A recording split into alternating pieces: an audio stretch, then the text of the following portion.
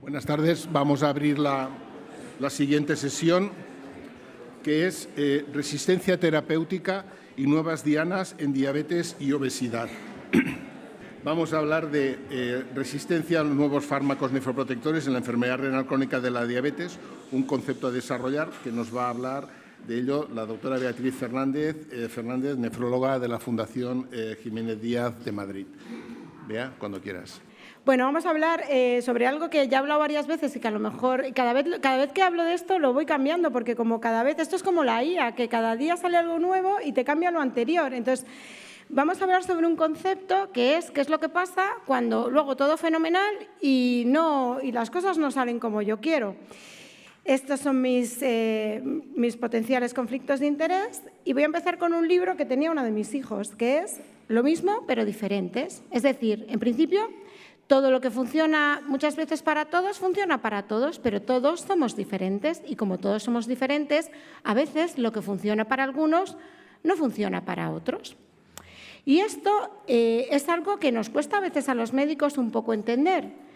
Venimos del paradigma de cambiar de la progresión a la remisión. Nosotros venimos de una época en la que lo importante era evitar, como fuera, que el paciente progresara inevitablemente hacia la diálisis, hacia el trasplante, hacia perder el injerto cuando estaba trasplantado. Y fijaos, todos los datos que teníamos previamente y los endpoints duros siempre iban determinados a evitar llegada a diálisis, a trasplante o fallecer por causa renal o cardiovascular.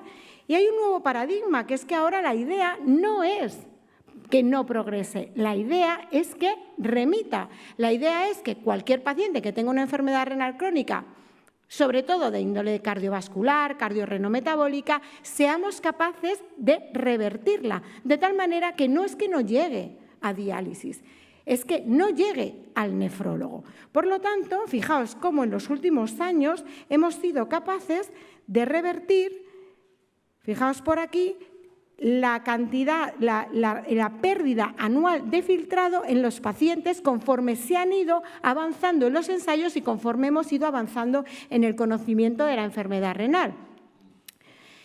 ¿Qué pacientes son los pacientes que se benefician más? Porque le decimos, vale, vamos a remitir a los pacientes, pero ¿le ponemos todo a todo el mundo? ¿Se lo ponemos por partes? Bueno, yo creo que más o menos todos tenemos claro que los pacientes que más beneficio van a tener son aquellos que están peor por las CADIGO, peor por la evolución, peor por la pérdida de filtrado, peor por la albuminuria. Esos son a los que les va a ir mejor el momento en el que nosotros les pongamos todo lo que se supone que les tenemos que poner.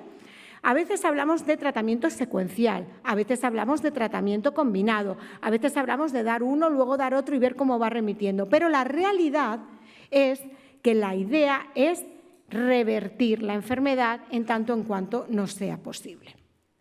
Y hasta ahí todos estamos de acuerdo y a todos nos parece fenomenal. Usamos todos los fármacos que tenemos. Sabemos que cada fármaco va a actuar a diferentes niveles. Yo no me voy a ir dando con ello porque otros lo van a hacer por mí. Pero fijaos, nosotros lo hacemos todo, lo hacemos fenomenal. Pero ¿qué pasa cuando después de utilizar todos los fármacos que podemos, aquí diréis, faltan los agonistas del receptor del GLP-1, pero muchas veces, y sobre todo en nuestro medio, los agonistas del receptor del GLP-1 no siempre los vamos a poder utilizar. Imaginaos que sí. Bajaría un poquito más por aquí. ¿Qué pasa con estos pacientes? ¿Qué es lo que pasa cuando tengo una resistencia real al tratamiento? Cuando esos pacientes no van como se supone que deberían de ir, como me dicen las guías que van a ir, es decir, cuando existe un riesgo residual que yo no puedo evitar a pesar de darles a los pacientes todo lo que yo puedo darles. Eso es la definición de resistencia terapéutica biológica, que es diferente de la resistencia terapéutica del paciente que no se toma los tratamientos o al paciente al que a alguien se le olvida volverle a poner el tratamiento después de quitárselo en un ingreso. No voy a hablar de esto, voy a hablar solo de la resistencia biológica. ¿Cuál creéis que es el motivo de esa resistencia? ¿No? Yo creo que todo el mundo piensa, bueno, pues es que hay gente que genéticamente está más predispuesta. Toda la familia es diabética, toda la familia ha ido mal, todos tenemos pacientes diabéticos con toda la familia con más o menos desgracias por la diabetes, factores epigenéticos, no siempre todo se codifica como quisiéramos y algo que no se codifica como debería posiblemente tenga una relación, una inflamación persistente, el microenvironment de los que todo el mundo habla. Hablamos mucho ahora del environment, incluso de los microplásticos, de cómo todo esto puede afectar a la microbiota en nuestros pacientes e incluso en nosotros mismos. Y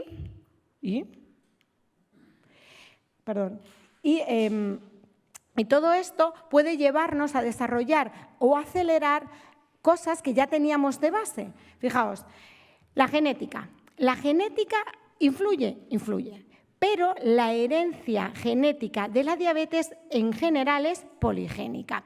Y la herencia poligénica influye en muchos sentidos, pero si os dais cuenta, hay muchos genes relacionados. No toda esa herencia genética se va a expresar o se va a sobreexpresar en los pacientes. Y esta es, si os dais cuenta, una de las múltiples tablas que existen sobre herencia genética o cómo la genética tiene más o menos que ver.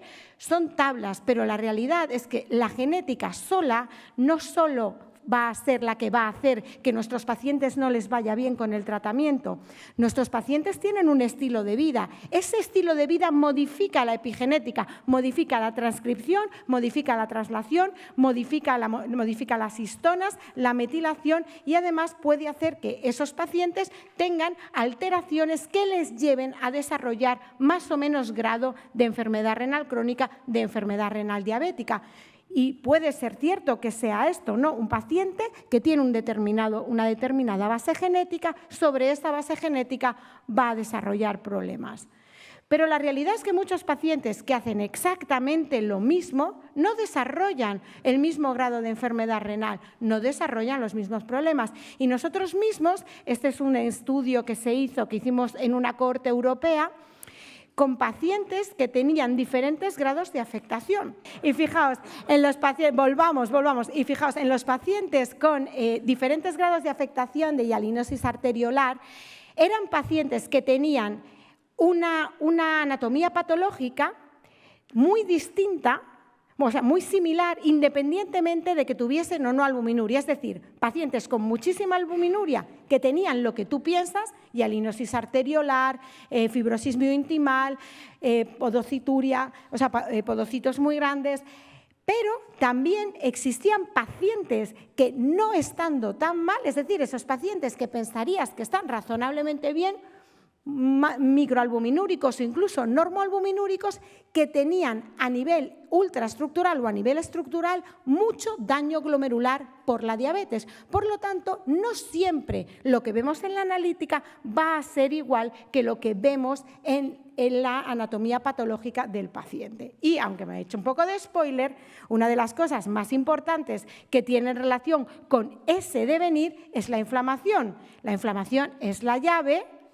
Tú lo sabes, y mañana el doctor Cases nos va a contar, porque el doctor Cases es el que nos va a dar mañana, no os lo perdáis, la clave de la inflamación en la enfermedad renal crónica por la diabetes. Y yo solamente os voy a dar un par de pinceladas. La inflamación está directamente relacionada con la obesidad, como todos muy bien sabemos, y además la obesidad y la grasa va a generar una serie de citoquinas proinflamatorias que van a autoperpetuar el incremento de reactive oxygen species, el incremento de acumulación renal de lípidos, los reactantes de fase aguda y, por supuesto, la glucotoxicidad, la hipertensión y toda la cascada que viene con ella. Y esta cascada y este rol de la inflamación, que os emplazo a que mañana escuchéis de la mano del doctor Cases, viene también de la mano de un montón de biomarcadores, de interleuquinas y, por supuesto, del famosísimo inflamasoma. Y el inflamasoma está directamente relacionado con la disfunción. El inflamasoma, por supuesto, existe y existe para todos, pero en determinados pacientes y en pacientes renales está directamente relacionado con la disfunción renal, con la disfunción mitocondrial y, por supuesto, con la muerte del órgano. Bueno, pues muy bien. Todo esto a nosotros nos viene fenomenal. Y como médicos, ¿nosotros qué vamos a hacer? Porque esto todo suena mucho a esto es lo que hay, vamos a hacer lo que podamos. Lo primero que tenemos que hacer es ver quiénes son los fenotipos resistentes. Buscar un biomarcador o algo. Personalizar el tratamiento y, si no podemos hacer mucho más, ofrecerles terapias específicas. De la inteligencia artificial ya hemos hablado. Hay dos tipos de inteligencia artificial. La inteligencia artificial, que nos permite utilizar herramientas como estas, que son muy interesantes, os emplazo a que le echéis un vistazo, se llama actearlyonkidney.com, y esta es una IA que es una IA, es una IA como si fuese un ChatGPT. Entonces, tú seleccionas el paciente y seleccionas los tratamientos. Y según el paciente tenga los tratamientos y se los vas poniendo, vas viendo cómo la curva de filtración va mejorando y cómo la edad en años va mejorando. Fijaos, esto prolonga, si le pongo esto, mejor, si esto, mejor, si esto, mejor, durante los años que le quedan al paciente de vida en todos los estadios de filtrado glomerular. Y esto es algo muy fácil y muy útil. Pero fijaos, no solamente tenemos herramientas facilonas o útiles para utilizar en las consultas.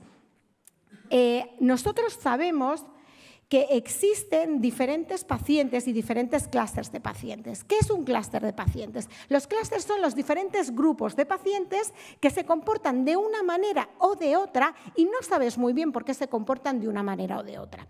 Este es un estudio de transcriptómica.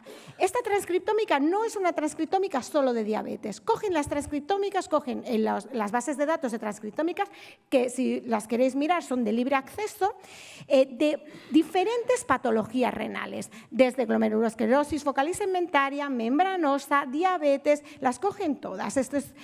Y lo que hacen es utilizar esto. Se llama Self-Organizing Maps. Son herramientas de Deep Learning. Y con esas herramientas de Deep Learning lo que hacen es hacer una estratificación. Y en esa estratificación que vemos aquí, a ver si no me lo paso, en esta estratificación que la vemos aquí, lo que hacen es ver una transcriptómica y esta transcriptómica dividía a los pacientes en oro, azul, plum, que es como ciruela, y color oliva. O sea, había 4 categorías moleculares independientes que replicaban en diferentes bases de datos y que, dependiendo de esas categorías, fijaos, los pacientes con enfermedad renal crónica más avanzada versus los pacientes con enfermedad renal crónica menos avanzada tenían una categorización diferente en las transcriptómicas.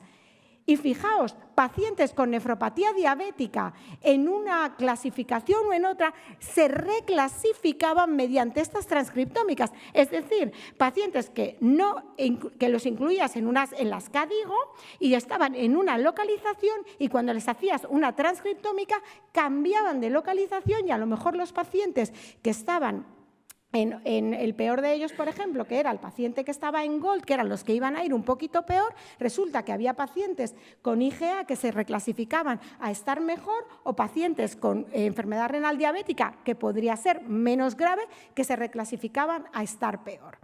Y, por tanto, yo aquí he hecho con mi IA una clusterización de pacientes que es más o menos lo que se parece a lo que nosotros vemos habitualmente. Vemos pacientes con más albuminuria, vemos pacientes más inflamados, vemos pacientes que tienen probablemente más daño tubular, en los que marcadores como KIN1 o NGAL les vendrían mejor, vemos pacientes más cardiorrenales que tienen más fenotipo de obesidad, que a lo mejor el GLP-1 les viene mejor, sobre todo suelen ser mujeres, vemos fenotipo isquémico vascular, poca albuminuria, pero mucha progresión, cada vez que les hacen un cateterismo se cae el filtrado, y vemos pacientes, que son de los que os quiero hablar más, que son pacientes que a lo mejor lo que tienen es alto riesgo molecular, pacientes en los que a lo mejor no lo tenemos tan claro, pero que la terapia más probable sea una terapia más dirigida.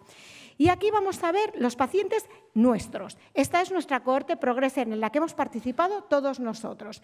¿Qué es lo que hizo la cohorte Progresser? Pues la cohorte Progresser en la que participamos todos miró qué pasaba a 10 años y reclusterizó los pacientes dependiendo de determinados biomarcadores, una batería de biomarcadores inflamatorios. Resulta que los pacientes que tenían IL-8, IL-22, TNF-alfa y GDF-15 alterados, IL-8 por debajo y los demás TNF-alfa y GDF-15 elevados, tenían mucho más riesgo de morir, llegar a diálisis 10 años o tener mayor albuminuria en la evolución intermedia y en la evolución final que aquellos pacientes que no tenían estas alteraciones. Y, por tanto, esta batería de biomarcadores para los pacientes de nuestra cohorte, es decir, pacientes de nuestro medio que lo tenían todo a la mano, que son pacientes todos españoles o viviendo en España, que tenemos una sanidad hasta ahora razonable, pues efectivamente se clusterizaban y había claramente algunos a los que les había ido peor a 10 años, pacientes que son nuestros, es decir, de gente que lo hacemos muy bien. Entonces, ¿qué más podemos hacer? Lo que podemos hacer es medicina de precisión y la medicina de precisión la hacemos mediante biología de sistemas. La biología de sistemas, en este caso peptidómica, hemos visto antes lo que era una transcriptómica, ahora os voy a explicar lo que es una peptidómica. La peptidómica es la eliminación de los péptidos en la orina. Nosotros, como os he contado al principio, pues nosotros tenemos una genética, sobre esa genética tenemos un factor ambiental, que si fumo, que si me tomo una copa, que si me la dejo de tomar. Sobre esto nosotros tenemos cambios posttranslacionales y sobre esos cambios posttranslacionales cada día orinamos unas proteínas y esas proteínas son diferentes según lo que como, según lo que hago, lo que no hago, si duermo o no duermo o cómo lo hago. Y eso es lo que nosotros medimos con la peptidómica, medimos péptidos urinarios. La peptidómica urinaria CKD 273, que son 273 péptidos, determinó que existían una serie de pacientes que eran los que iban a ir peor. ¿Qué hicimos nosotros inicialmente con esos pacientes? Una cohorte observacional. Todas las cohortes ómicas necesitan 2 fases, validación y la fase de estandarización, es decir, que se puede utilizar para todo el mundo.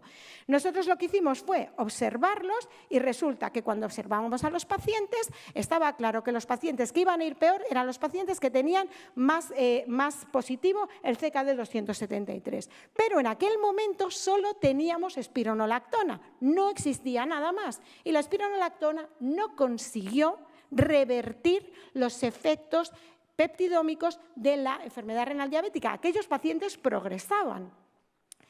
Entonces, ¿qué se nos ocurrió después en un proyecto europeo? Ahora tenemos de todo. Vamos a probar un ensayo clínico haciendo una peptidómica y a las 2 semanas recibimos un correo con la determinación ómica que nos dice cuál de los tratamientos que tenemos ahora le va a ir mejor. Al principio hablábamos de los ISGLT2. Como están dentro ya del tratamiento habitual, los hemos quitado. Entonces, lo que hacemos es hacer una ómica y, según lo que salga, le ponemos finerenona, le ponemos ARGLP1 o le ponemos los dos. Tendremos los resultados, si todo va bien, el año que viene, pero ya os puedo adelantar que es muy interesante porque realmente en los pacientes, los que nosotros llevamos hechos, se ve. Y este es el final. ¿Qué es lo que podemos hacer? Pues básicamente lo que se está probando ahora para toda esa serie de pacientes es estos, son platform trials adaptativos. Es perpetuo, es decir, tú siempre tendrás una cohorte de pacientes, siempre te vendrán pacientes a los que no les va a ir bien y tú esos pacientes los vas a meter en plataformas de cohortes internacionales, dentro de las cuales te vas a poder extraer cuáles de los clústeres que tienes tú son los que van a ir mejor en determinados trials y así siempre vas a poder incluir a tu paciente en uno, en otro o en otro trial. ¿Por qué? Pues porque habrá algunos que les irá mejor con esto, habrá otros que necesitarás otra serie de inhibidores sobre lo que ya tienes o que a lo mejor no le ha ido bien con un GLP-1 y a lo mejor le va a ir bien con un canakinumab, yo qué sé. Y básicamente, con esto y para terminar, lo que nos espera en el futuro con los pacientes resistentes es la medicina de precisión. Utilizar herramientas de inteligencia artificial, utilizar técnicas ómicas y utilizar estos clinical trials en plataformas multinacionales que nos permitan incluir a los pacientes que no tengan la respuesta óptima en aquellos trials en los que podamos incluirlos mediante determinaciones y que puedan llegar a tener lo que nosotros queremos, que es la primera diapositiva, es una regresión, no una no progresión, sino una regresión de la enfermedad renal diabética. Así que nada, no tengamos miedo, hay que tratar a los pacientes, hay que ver si funcionan los tratamientos, hay que manejarlos y si no podemos ofrecerles nada más, pues al menos ofrezcámosles una plataforma de ensayos o un ensayo clínico para que puedan ir mejor o al menos podamos intentar mejorarles. Gracias.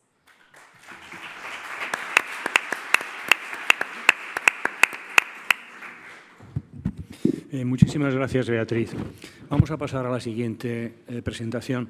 Yo os decía al principio de la tarde que la obesidad sigue siendo uno de los problemas clínicos casi de aspecto pandémico porque está incrementándose prácticamente en todos los países y por su asociación para los nefrólogos con la diabetes y con la enfermedad renal crónica. Juan José Gorgojo, sabéis que es un endocrinólogo de la Fundación Hospital Alcorcón, es un experto en diabetes y es un experto en obesidad. Y además es un invitado fijo y permanente de nuestras reuniones del GENDIAP, a las que siempre acude, a pesar de que es una persona sumamente ocupada. Así que muchísimas gracias, Juanjo.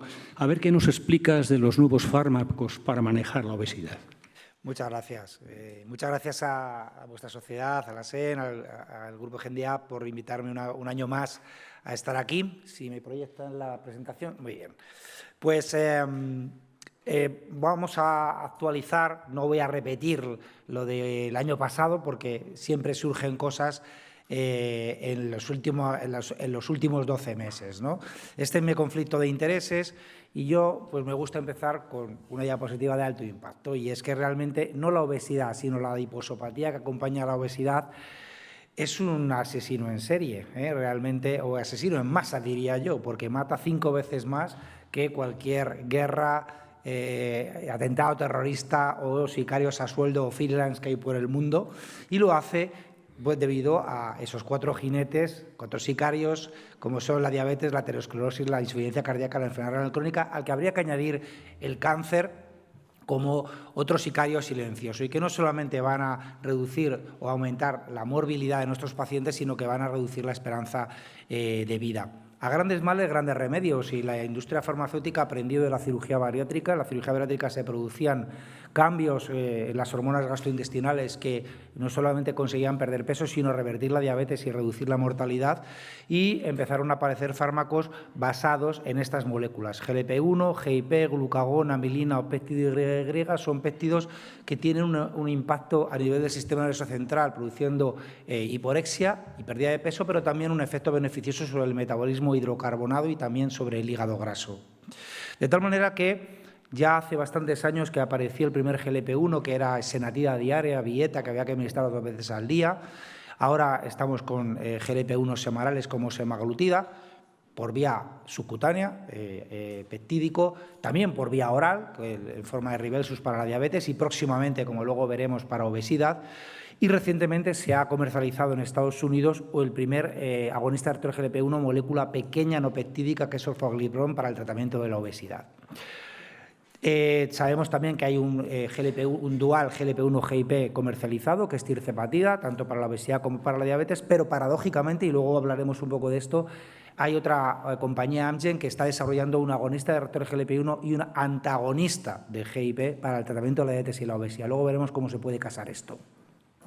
También está en desarrollo clínico agonistas GLP-1 amilina, que hay 2 formas. Una sería una formulación bimolecular en una fórmula galénica, que sería la combinación cagrelintida-semaglutida, llamado cagrisema, o bien un agonista unimolecular dual, que sería la micretina, o tiene otro nombre que ahora diremos, que actúa directamente sobre los 2 receptores. También tenemos en desarrollo clínico agonistas duales GLP-1-glucagón, el de desarrollo más avanzado es survodutida, y luego tendríamos incluso un triagonista GLP-1-GIP-glucagón como retatrutida. Bien, aquí vemos el pipeline de lo que hay en desarrollo, sobre todo en el agonista receptor GLP-1, ahora veremos, se ha aumentado la dosis de los fármacos, tanto para diabetes como para obesidad, y están apareciendo moléculas pequeñas no peptídicas o por administración oral, que yo creo que es el segundo boom ahora mismo de los GLP-1, las formulaciones orales para la obesidad, y como vemos, pues hay desarrollos en cuanto a su combinación con GIP, con glucagón, con amilina o incluso con péptido Y. Entonces yo quería un poco hablar brevemente de estos puntos, en qué frontera estamos ahora mismo los agonistas de receptores GLP-1, hablar un poco de las novedades de los agonistas duales GLP-1-GIP, las twincretinas, del agonista GLP-1 con antagonista GIP, de los agonistas duales GLP-1-glucagón, agonistas duales GLP-1-amilina y finalmente de los triagonistas. Bueno, lo más importante que ha aparecido el año pasado es sin duda alguna la apuesta de Novo Nordisk por la dosis más alta de semaglutida, 7,2, estamos hablando de 3 veces más que Wegovy actualmente y ya está autorizado por la EMA, se comercializará en España el segundo semestre probablemente y este ensayo, el STEP-UP, es valiente en cuanto que salta directamente de 2,4 a 7,2 sin pasar por una dosis intermedia, es un estudio a 72 semanas, comparándolo con la dosis de 2,4 y el placebo. En este caso es un ensayo en pacientes con obesidad sin diabetes, hay otro en pacientes con diabetes y como vemos se logra la cifra mágica del en torno al 21% de pérdida ponderal, que es superior al 17% que se producía con la dosis de 2,4. De tal manera que la mitad de los pacientes tratados con SEMA 7.2 consiguen una pérdida por encima del 20%, estamos en territorio de cirugía bariátrica, y la tercera parte consiguen pérdidas por encima del 25%. Además, el 85% de lo que se pierde es masa grasa, tan solo un 15% es masa libre de grasa y cuando hacemos composición corporal con resonancia vemos que lo que se pierde fundamentalmente es tejido adiposo, un 25%, pero especialmente a la adiposopatía, grasa visceral un 31%. Curiosamente, lo que tenemos más miedo, que es a la sarcopenia, pues no hubo una pérdida significativa de masa magra en comparación con el placebo. De hecho, aunque el volumen muscular se redujo numéricamente, no fue significativo, pero sobre todo lo que se redujo fue la grasa intramuscular. Es decir, que lo que hay es una reducción del volumen muscular a expensas de la grasa, el músculo se vuelve más sano porque no está infiltrado en grasa, no está inflamado y de hecho funcionalmente no hubo una reducción de fuerza en este estudio cuando se hicieron estudios de funcionalidad. También importante recordar otra forma de adiposopatía, que es la enfermedad o la esteatohepatitis asociada a enfermedad metabólica, que en el estudio ESSEN semaglutida 2.4 respecto a placebo consigue demostrar una superioridad frente a placebo en objetivo coprimario, que es resolución de la esteatohepatitis sin empeoramiento de la fibrosis hepática y mejoría de la fibrosis hepática sin empeoramiento de la esteatohepatitis, y de hecho esto ha dado lugar a que ya tenga la autorización, la indicación en estos pacientes, tanto en Estados Unidos como en Europa, y probablemente dentro de X tiempo lo tendremos en nuestro país para el tratamiento de estos pacientes. Y se va a hablar mañana de esto, pero realmente sí que quería recordar que mecanísticamente hablando se ha llegado un poco ya al conocimiento de cómo actúa un fármaco como semaglutida 1 miligramo en pacientes con diabetes y enfermedad renal crónica a través del estudio REMODEL, que utiliza técnicas no solamente de imagen avanzada, sino también de transcriptómica, etcétera. Y a mí lo que más me gusta es esto, es que se confirma que la grasa ectópica se reduce tanto la grasa perirenal como la grasa del seno renal. Y esto es una de las causas que también llevará a que hay un efecto antiinflamatorio, antifibrótico, hay una reprogramación transcripcional en las células especialmente glomerulares y lo que se ve, ¿no? Es decir, la reducción de la proteinuria y la estabilización de la fibrosis y de la función renal en estos pacientes. Yendo a la segunda revolución de los GLP-1 de los orales, pues vemos que en el estudio OASIS 4 semaglutida 25 miligramos, no se asustéis porque se ha testado semaglutida 50 miligramos diarios oral, lo que pasa es que se ha visto que no había gran ventaja, entonces se ha comercializado la dosis, se va a llamar Wegovy Pill, así muy original la cosa, pero bueno, y ya está en Estados Unidos.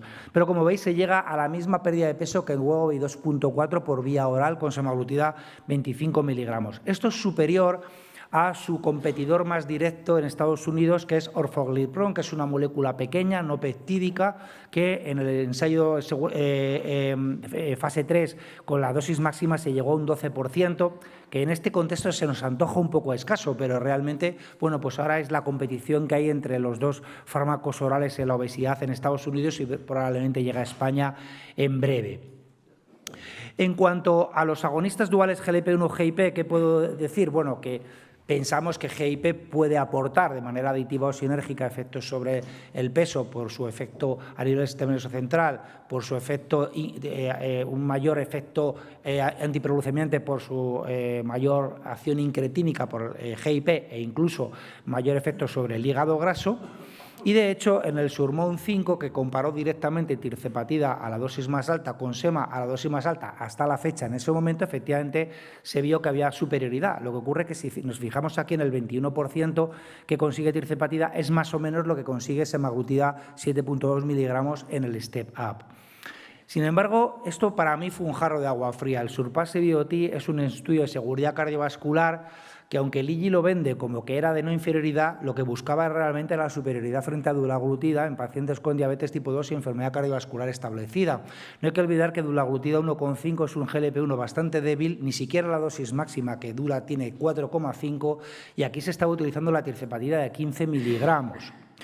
Y, sin embargo, a pesar de que fijaos que baja la glicada más del doble en la parte de la derecha que dulaglutida y el peso casi el triple que dulaglutida y la presión arterial más, no logra demostrar superioridad frente a dulaglutida. Con lo cual, uno empieza a preguntarse si GIP es amigo, enemigo o está ahí porque pasaba por allí. Porque realmente conocemos perfectamente cómo actúa GLP-1. Mecanísticamente lo tenemos bastante claro, a nivel cardiovascular, a nivel renal, a nivel metabólico, lo tenemos muy fácil, pero lo tenemos tan claro con GIP porque hay resultados discordantes entre estudios experimentales en animales y el ser humano. Por ejemplo, GIP en animales de experimentación lo que hace es subir el glucagón, mientras que tirzepatida baja el glucagón. O, por ejemplo, GIP en animales de experimentación aumenta el peso porque aumenta la masa grasa, sin embargo, en el ser humano la baja, ¿no? Y no tenemos ni idea de qué hace en los vasos sanguíneos o en el corazón. Pero hay algunos datos preocupantes. Por ejemplo, esto, cuando a un ratón desarrollamos un modelo knockout para receptor de GIP, ese ratón, curiosamente, tolera mucho mejor el infarto y tiene más supervivencia que los ratones wild type. Eso ya de entrada. Pero más preocupante es estos datos en humanos, donde dos cohortes nórdicas, una en Finlandia y otra en Suecia, se estratifican en cuartiles de niveles de GIP en ayunas y a mayor nivel de GIP, mayor mortalidad por todas las causas. Y esto no sucede con GLP-1, solamente sucede con GIP. Otro elemento de preocupación es que en esta misma población sueca, a mayor nivel de GIP en ayunas, el grosor de la íntima media carotidia está aumentado. Significa, eso está relacionado con la mortalidad o con la morbimortalidad por enfermedad aterosclerótica. Pero es que con GLP-1 sucede lo contrario. A mayor nivel de GLP-1, el grosor de la íntima media carotidia es menor. ¿Y esto qué puede estar pasando? Pues se ha visto experimentalmente que GIP actúa sobre un receptor que está en las células endoteliales del vaso sanguíneo y estimula la producción de endotelina 1. Y la endotelina 1 estimula vía CREP la producción de osteopontina. Y osteopontina es una citoquina proaterogénica y concretamente lo que hace es incrementar la proliferación de células vasculares lisas y facilita la acumulación de células espumosas. Por tanto, bueno, pues no sabemos muy bien exactamente si con GIP estamos ante un amigo o un enemigo y si podría explicar por qué, a pesar de todo el beneficio en factores intermedios que tenía tirzepatida en el Surpass, no logró superar a dulaglutida. Además, hay algún dato en estudios de vida real, aunque esto tiene una evidencia bastante mediocre, pero en estudios en vida real, en propensity matching, vemos que, por ejemplo, en poblaciones similares a las del SELED, obesidad y enfermedad cardiovascular sin diabetes, vemos cómo semaglutida consigue una reducción del MACE significativa respecto a no usuarios de semaglutida y también lo reproduce cuando se hace un propensity matching con usuarios de tirzepatida. Bueno, eso veremos en los próximos años y meses cuando vayan saliendo estudios cardiovasculares con tirzepatida si se confirma esto o no.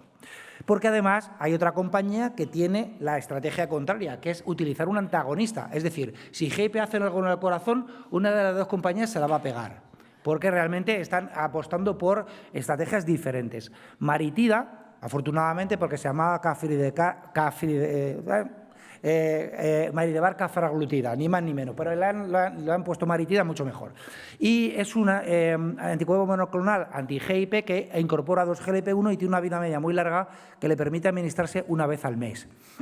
Y aquí vemos cómo a 52 semanas consigue una pérdida hasta el 20%, pero ¿qué pasa con este fármaco? Que el GIP sí que es antiemético y si tú haces un antagonismo de GIP es proemético. Por tanto, este estudio tuvo muchos problemas de tolerabilidad.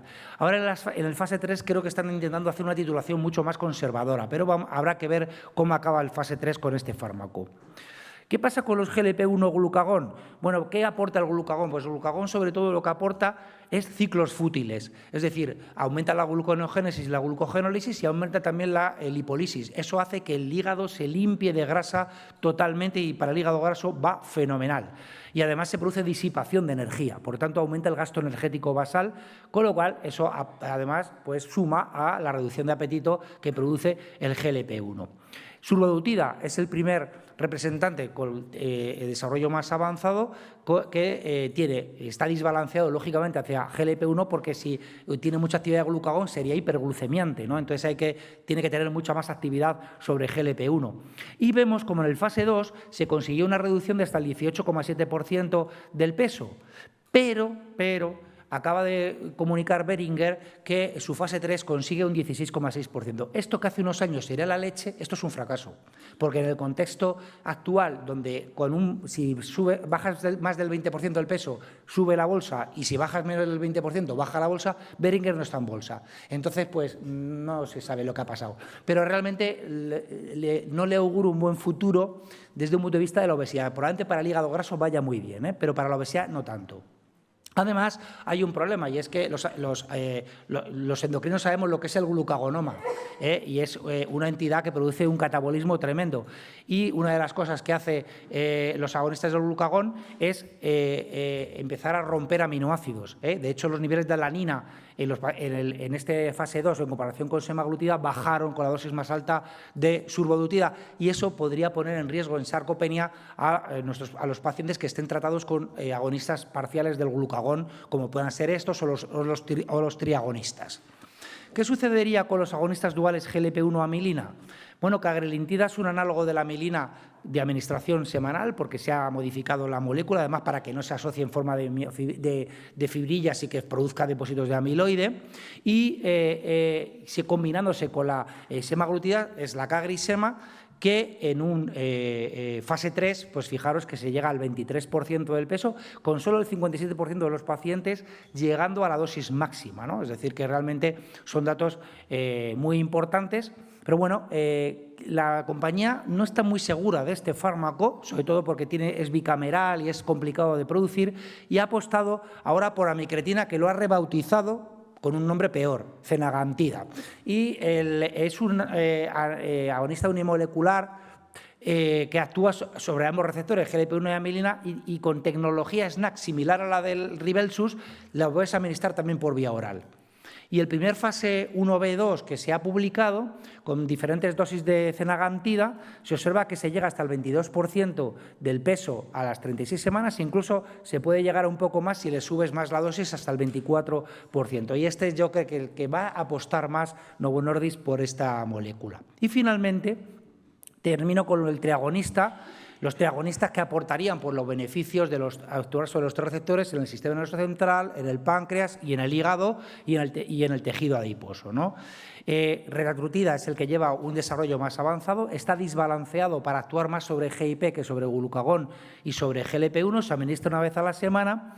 Y si el fase 2 nos parecía buenísimo, con una reducción del 24,2%, en nota de prensa acaba de, hace poco, Lilly de presentar los datos casi del 29% de pérdida de peso. O sea, te has operado sin operarte directamente, ¿no? Esto se presentará en la ADA seguramente, habrá que ver los efectos adversos, etcétera, etcétera, pero a mí me parece ya una barbaridad. De todas maneras, yo no necesito que todos mis pacientes pierdan un 29% del peso, ni mucho menos, ¿no?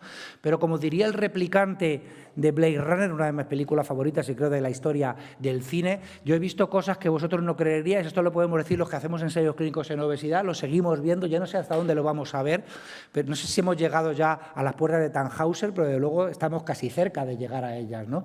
Así que nada, no sé qué os traeré el año que viene, si os podré sorprender más, pero bueno, yo seguiré investigando. Muchas gracias.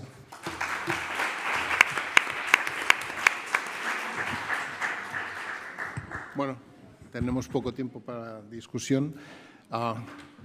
Marco.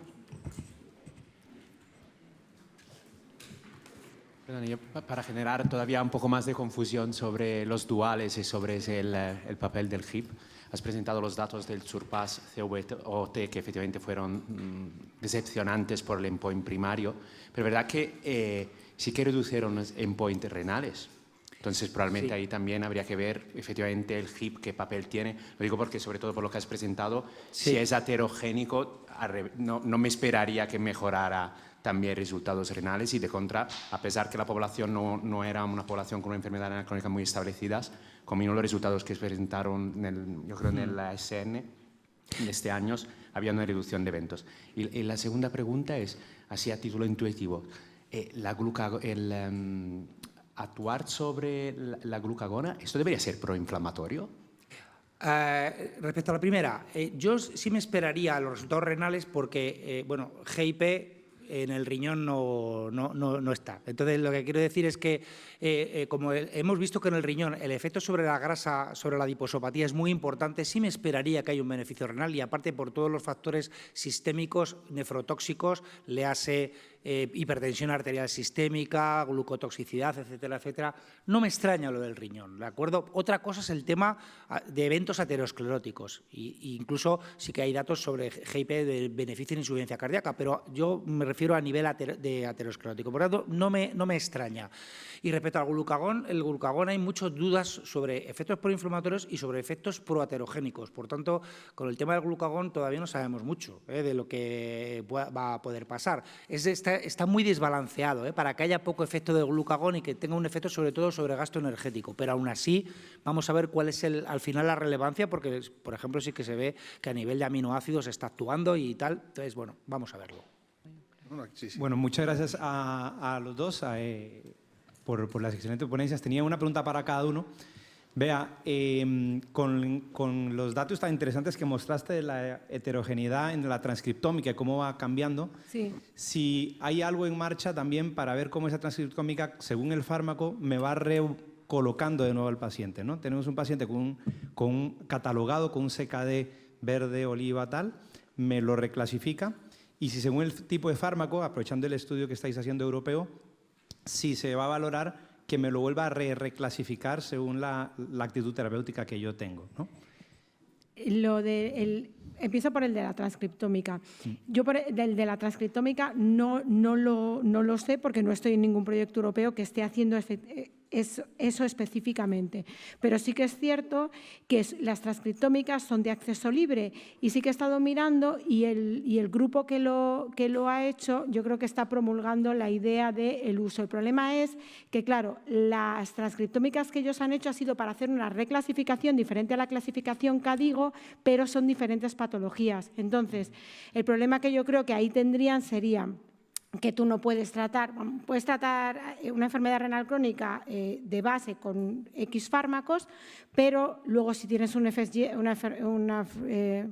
glomerular segmentaria y focal, o tienes una membranosa o tienes una IgA, pues tendrás que tratarlo con el fármaco correspondiente según las guías. Pero sí que yo creo que es interesante para ver cómo se podría modificar incluso dentro de las mismas patologías, o CKD unknown, porque también hay CKD unknown que no sabes lo que era, porque a lo mejor era algo y ahora es un riñón fibrótico del cual no puedes extraer ninguna información.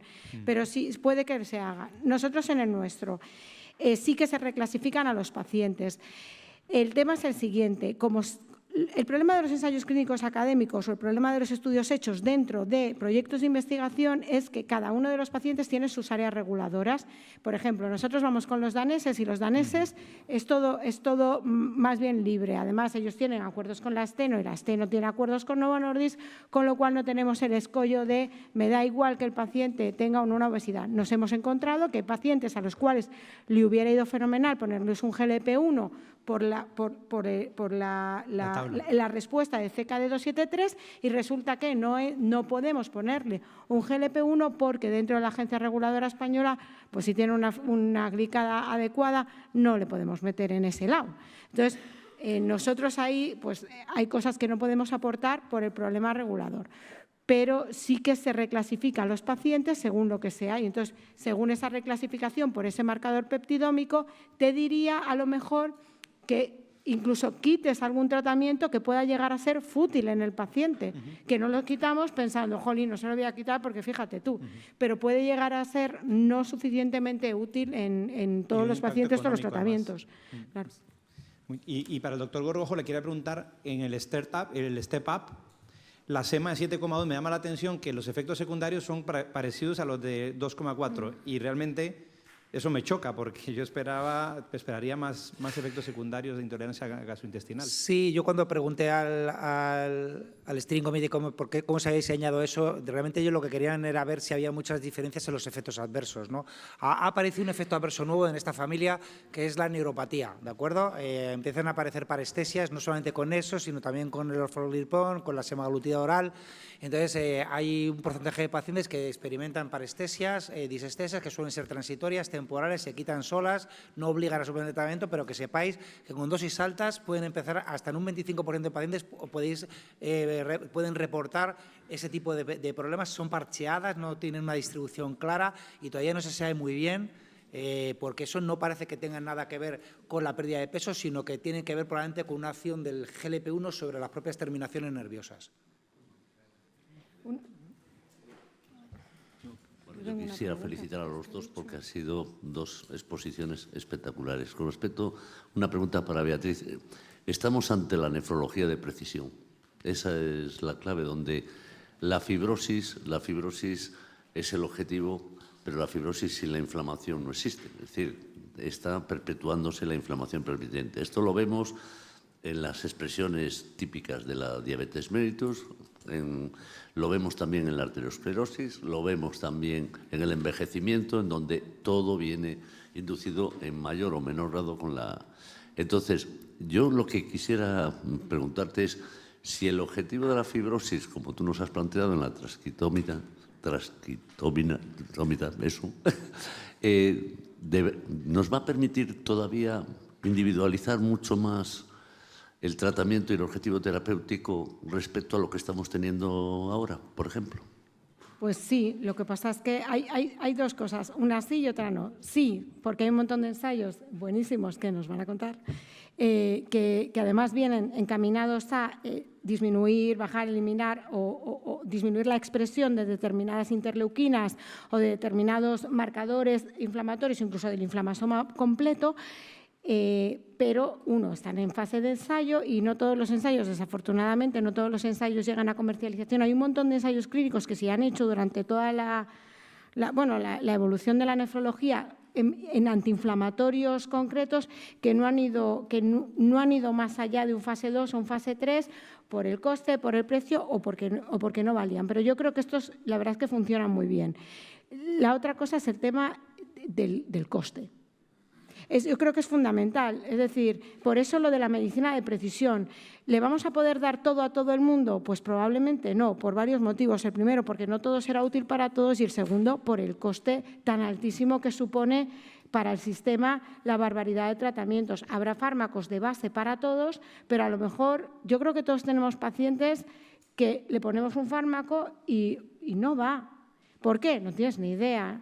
Pero no va. El asunto aquí es tener idea de por qué no va, disminuir a lo mejor el coste económico que supone hacer determinadas paneles de biomarcadores o determinadas técnicas ómicas, que yo creo que ahí sí que está el punto, porque a nosotros, por ejemplo, la peptidómica en 2 semanas la teníamos.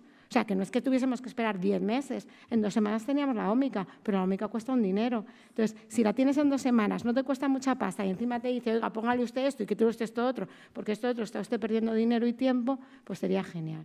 Pero es una cuestión de poner los huevos en la cesta correcta. Ya, la cuestión está en que muchas veces en la expresión histológica no concuerda. No concuerda. O sea, lo hemos visto en la IgA. Expresiones típicas de inflamación que no tienen ni la proteinuria que tú te esperas, ni tampoco la hematuria que tú te esperas. Con lo cual y yo una pregunta para Juanjo. Oye, a mí me ha encantado. Yo tengo interés en este momento en el uso de los GLP-1 con la amilina. Y realmente, ¿qué nos puede aportar la combinación? La verdad es que es un tema que es importante porque añade al GLP-1, le añade la amilina que potencia, digamos, y qué nos puede aportar en cuanto a por ejemplo, a riesgo cardiovascular o en caso concreto no solo de la obesidad, sino también de los MACES.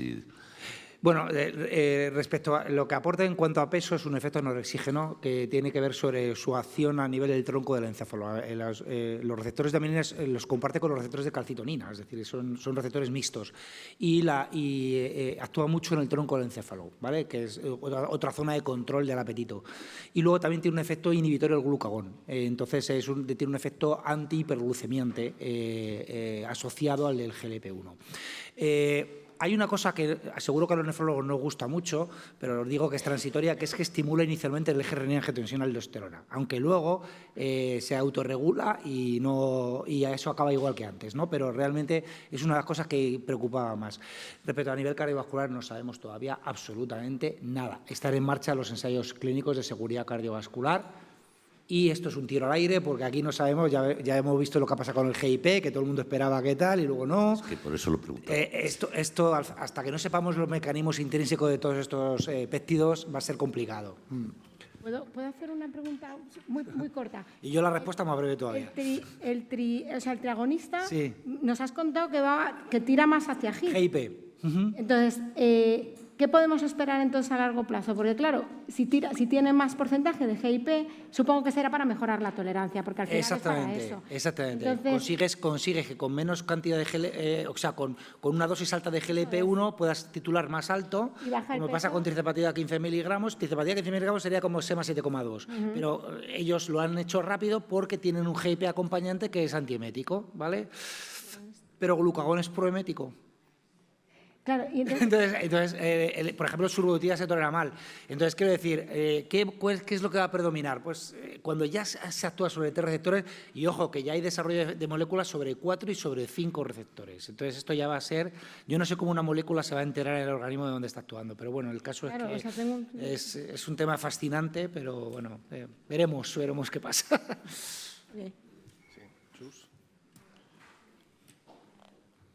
Pues un poco hablando también de vidas reales para el doctor Gorgojo.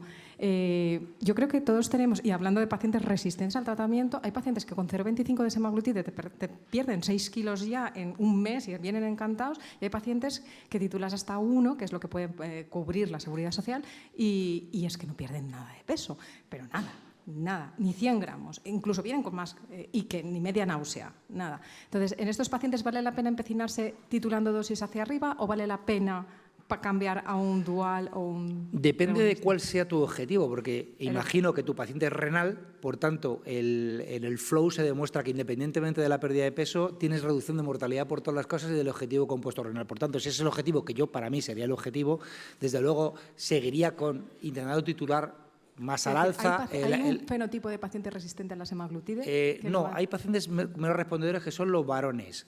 Y eso te lo digo ¿por qué? Porque se ha visto que en todos los estudios con GLP-1 y con duales, las mujeres pierden más que los varones, y eso muy probablemente tiene que ver con la farmacocinética. Es decir, que la mujer tiene menor volumen de distribución porque tiene más grasa. Por tanto, a igual cantidad de dosis, la concentración plasmática es superior y, por tanto, el efecto. Y luego se ha publicado hace poco que ciertos polimorfismos del receptor y de otros tal podrían, pero el impacto es muy pequeño. Pero claro, si vas sumando todo, te das cuenta que al final, pues un tío que tenga 3 o 4 polimorfismos de resistencia y es varón, pues al final te puedes encontrar con una gran resistencia a la acción de GLP-1. Pero se vence por lo menos parcialmente con mayor dosis. ¿Alguna pregunta más? Muy rápida. Creo que la mesa, como expertos, me gustaría saber vuestra opinión, porque han vuelto a la carga unos artículos de la NION, neuritis isquémica óptica anterior no arterítica, asociado al GLP-1. ¿Cuál es la situación? Porque, teóricamente no hay datos contundentes, pero ¿cuál es la situación ahora? Porque acabo de ver unos cuantos artículos un poco atacando, ¿no?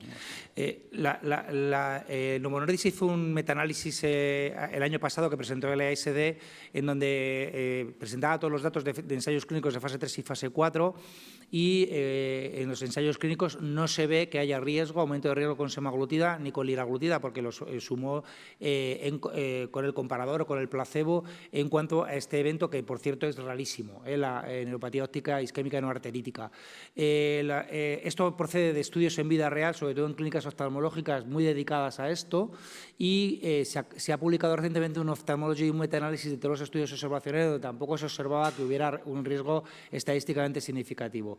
La conclusión es, ahora mismo hay la probabilidad de que esto sea relevante es muy baja, ¿vale? La recomendación es, si tu paciente está con GLP-1 y tiene una súbita pérdida de visión, mándalo a urgencias, y si tiene esto hay que quitarlo, pero que no se ha establecido ninguna relación causal por las agencias reguladoras entre los GLP-1 y el Nayon, y por tanto, en principio yo creo que deberíamos estar bastante tranquilos con esto. Sí, vamos, el NDT va a sacar, lo sé porque, vamos, pues lo sé, NDT va a sacar en breve una editorial específicamente de eso, que le ha escrito Peter Rosing sobre el Nayon, sobre el metaanálisis este que han hecho en oftalmología, específicamente con los porcentajes, relajando un poco a la comunidad científica, porque efectivamente salieron algunas voces discordantes, pero realmente es rarísimo que eso ocurra y no... Y luego realmente hay sesgos de publicación que hay gente que le interesa publicar efectos adversos de estos fármacos porque sabes que te lo van a publicar en la revista de mayor impacto. O sea que también hay el sesgo de publicar como sea, también es muy importante, ¿eh? Aunque tu estudio tenga muchos sesgos, como todo esto, yo ahora manejo la base de datos TriNext y os puedo decir que puedes hacer lo que tú quieras con ella, ¿eh? Quitando y entrando variables, puedes demostrar una cosa y la contraria. O sea que, por tanto, mucho cuidado con los estudios en vida real de Propensity Matching Score. Eso habrá que regularlo y habrá que tener un organismo independiente porque, como te lo haga el laboratorio, te va a demostrar lo que él quiera. Una cosa o la contraria. Sí. Volviendo al tema de las citoquinas proinflamatorias, la inflamación, lo que has presentado, Beatriz, es altamente interesante. A mí me retrotraía a tiempos pasados cuando intentábamos valorar precisamente los polimorfismos, cuando utilizábamos algún tipo de inmunosupresión en el trasplante, y recuerdo lo que hicimos con tacrolimus, donde según qué polimorfismo respondía el paciente o respondía mal. Lo que has presentado del estudio europeo es interesantísimo, pero supongo que Aleix mañana nos va a hablar también un poco de ello. Ahí hay un totum revolutum en el tema de los biomarcadores, citoquinas proinflamatorias, que realmente, lo que acaba de decir Juanjo es verdad, uno puede demostrar una cosa y la contraria. ¿Tú crees que los resultados de este estudio europeo nos van a permitir, de alguna manera, poder discriminar en la clínica diaria qué paciente puede responder y qué paciente no puede responder? Porque los que nos van a pedir la administración es precisamente que les definamos a quién ponemos ese tratamiento por el coste que tú has dicho. Pues en principio sí deberían, pero luego es como todo. Hay un montón de paneles de biomarcadores y los paneles de biomarcadores son muy variables también, y eso es una cosa, por ejemplo, las ómicas son mejores, los paneles de biomarcadores varían mucho unos con respecto de otros y varían mucho en el momento en el que están las personas. Por ejemplo, si tú tienes una inflamación aguda, por el motivo que sea, ese panel no sirve, ¿sabes? Porque ya vas a tener una PCR que no es la real tuya, es una PCR alterada o por cualquier otro tipo de motivo, igual que puede ocurrir con otras cosas. Es más, los paneles de ómicas suelen ser más finos porque lo que miden son marcadores relacionados con la fibrosis. O sea, el CKD273 mide marcadores fibróticos. Entonces, dependiendo de más o menos fibrosis o de más o menos inflamación subyacente, no tanto de marcadores inflamatorios que son más groseros, porque, bueno, usamos lo que tenemos. El problema también es que usamos lo que tenemos. Entonces, claro, hay que venderle a la Administración que lo que tenemos no es suficiente. De hecho, nosotros aquí hablamos de muchos marcadores, pero en realidad solo usamos la albuminuria y el filtrado. Es que cualquier cosa es un poquito más fina, es un poquito mejor. No. Y habrá que demostrar la coste-efectividad de, claro. Porque esto... El tema es demostrar el coste-efectividad del uso de biomarcadores para reducir el gasto farmacéutico según los pacientes, como ha dicho Chus. Yo creo que todos tenemos pacientes que no sabes por qué, no tiran para adelante con una cosa y sí para otra. Y entonces, que tú puedas demostrar que midiendo un marcador puedes ahorrar coste de un fármaco o viceversa. Pero eso ya vamos para adelante, pero no es tan fácil. Bueno, seguramente podríamos seguir muchos minutos más hablando de este tema que es apasionante, pero ya se nos ha acabado el tiempo.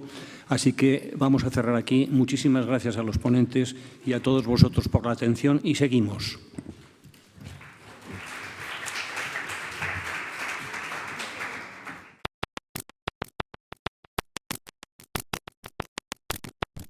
Thank you.